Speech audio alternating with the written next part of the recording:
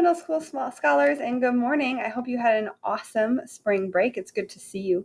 I'm going to walk through today what your geography music class is today. And I'm going to start with showing you how to access flat. I did make a video on this last week, but I don't think it worked for all of you, so I'm going to show you how to do that now. It is a little bit confusing because when you click on your assignment for flat, it actually does not take you to the home page. So here's what you need to do. So whenever you go into an assignment for flat, you're going to see the flat app sign right here. So you'll click on it. And it will not open up to your home screen. It will open up to the score that I have linked as an example for you to use. So many of you have a turn in button up here. If you simply change your name and hit turn in, you will not pass your assignment because this is what I have done. And simply turning in what I have done is not good enough, and you know you can do a lot better than that. So you need to have this up. But what will happen next is you'll leave this up, you'll go back to your Google Classroom, you'll hit it again, and you're going to get this message that says, oh, it's actually already up in another tab. No problem. Just go to your library. You may see some scores that you already did, but to get to your home page, you'll go to My Classes.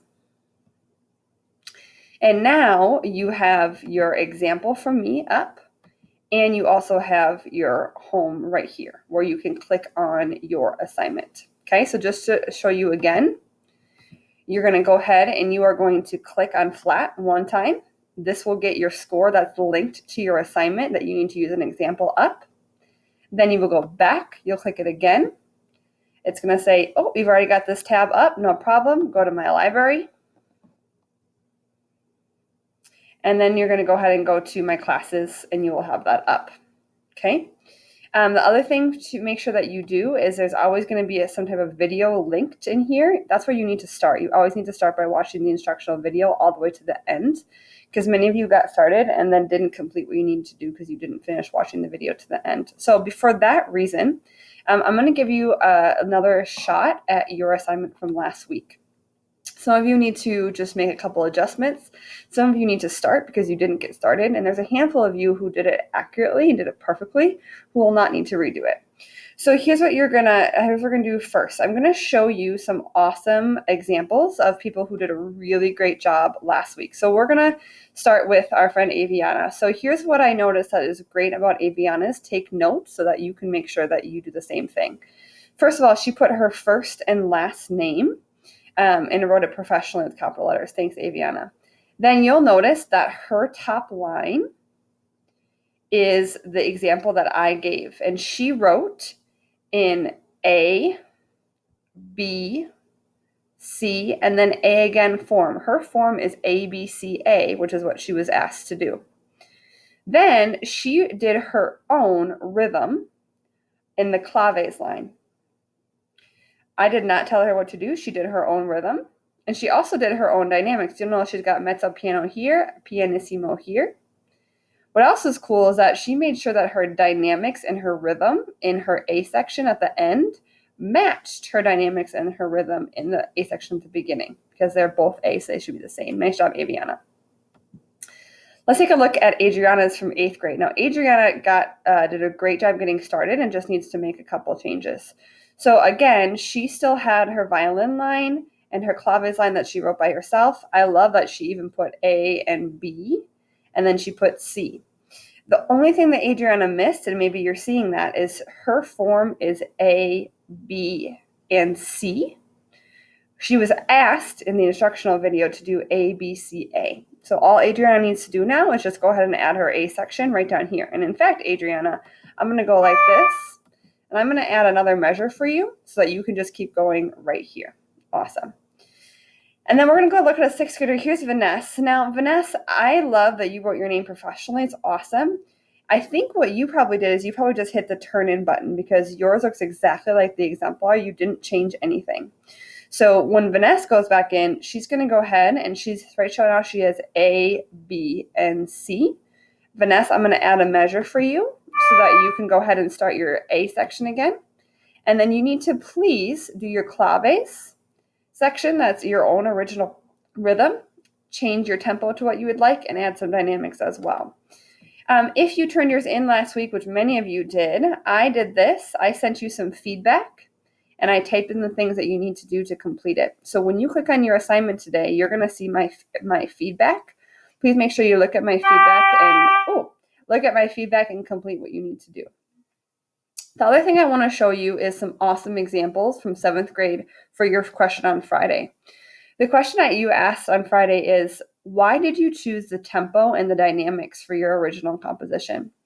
So you know what? Actually, I think I'm going to go back to Aviana's. Aviana, I should have left yours up, honey.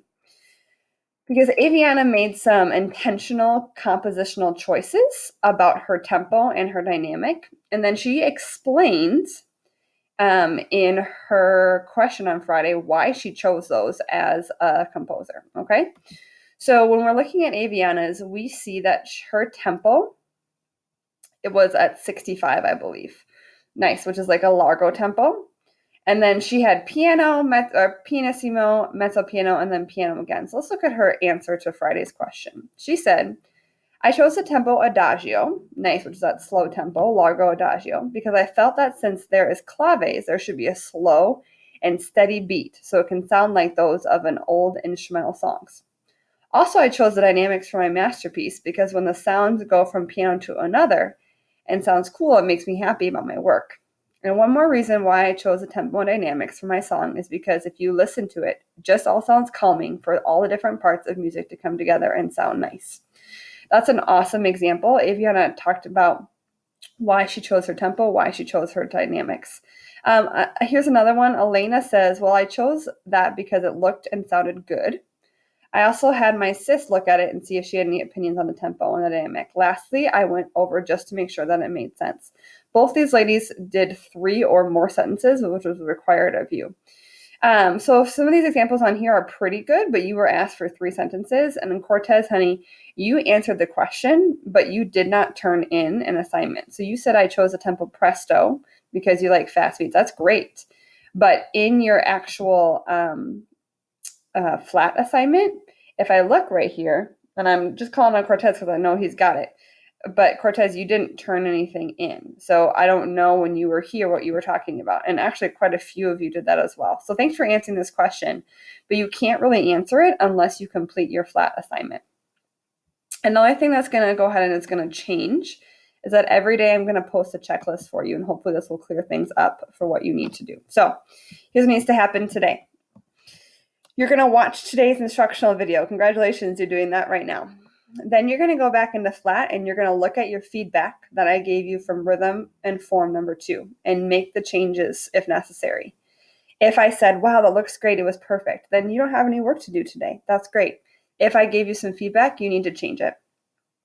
And there's an instructional video in Thursday's lesson as well. If you missed it, you need to go back and watch that as well. I'm going to be grading your assignments tomorrow. So I'm giving you another day to finish it if you need to change some things. So please make sure that happens today. Same with looking at the feedback from Friday's question about why you chose your tempo and why you chose your dynamic. You can't change your answer. So if you don't like your grade, no worries, it's just your first one. You'll have a similar question this coming Friday that you can make sure your answer is even better. And then just so you know, here's what's coming up. You'll have another flat assignment on Wednesday, a new one. It will look very similar to the one you did last week, so you can have another practice at it. You'll have a very similar analysis question on Friday about why you chose the tempos and dynamics you chose for your new assignment on Wednesday. And then on Thursday, I'm going to have an office hour. So on Thursday, when you log into your Music Google Classroom, there will be a link to click on it. It's a picture of a camera. And you can have a video chat with me. If you have a question or just want to say hello, I'd love to see your face. That's going to be at 9 o'clock on Thursday morning. I hope you had an awesome spring break. I really, really miss you guys, and I look forward to seeing the improvement on your work today. I'll talk to you on Wednesday for your next assignment.